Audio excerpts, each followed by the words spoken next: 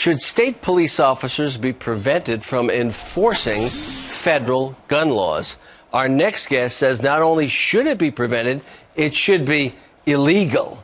Texas State Representative Steve Toth joins us from Austin, Texas. He's proposed a new state law to make it a state crime to assist the federal government's efforts to ban assault weapons. Good morning, Representative. Good morning, Peter. How are you? Let's talk about this hard right at the beginning. On its face, your law seems to violate the Supremacy Clause of the United States Constitution, which gives precedence to federal law over state law. Tell me why it doesn't, and tell me how you intend to enforce this in the state of Texas.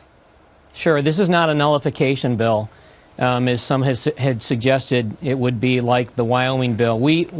We target a very specific portion of where the Obama administration's proposed legislation is infringing on our Second Amendment right, and it only deals with those two things. As an example, the size of a magazine and the type of weapon. We're very specific about it, and we're not going after federal officials. We're simply saying state officials within the state of Texas are not allowed to violate our Second Amendment as it pertains to these two things. We're very careful about that.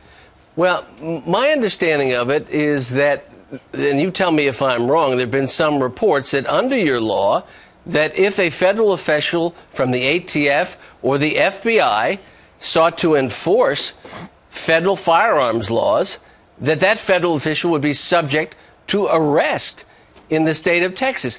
Is that true? And if it's true, is it constitutional? That is Wyoming's bill. That is not our bill. Okay. So we were very specific when we drafted this bill with the Attorney General to make sure that it was not Wyoming's bill. The way you eat an elephant is one bite at a time, and we're going to start first with state officials that are also dual.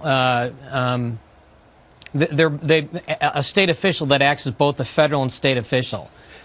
And these are people that are county. Go ahead. County so hypothetically, let's talk so about this. Say the federal government, the Congress, and the president signs a bill banning assault weapons. You're saying straight out that if your bill passes your legislature and it's signed by the governor, law enforcement officials in the state of Texas could be charged with a crime themselves if they enforced those federal provisions. Has anything like that ever been tested constitutionally? No, not that we know of. And here's the problem, and here's why we did this.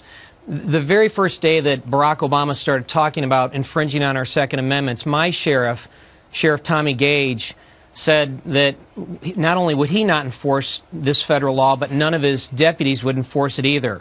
And from that point on, dozens and dozens of county sheriffs from around the state of Texas said, we're not going to abide by this. And this sets up a problem because if in fact this legislation does go through, they would be subject to prosecution by Eric Holder in the Justice Department. Thank you, and so Representative. we had to protect them. Our time has run out, but I appreciate your provocative thoughts on this very interesting subject. Let us know what happens along the way.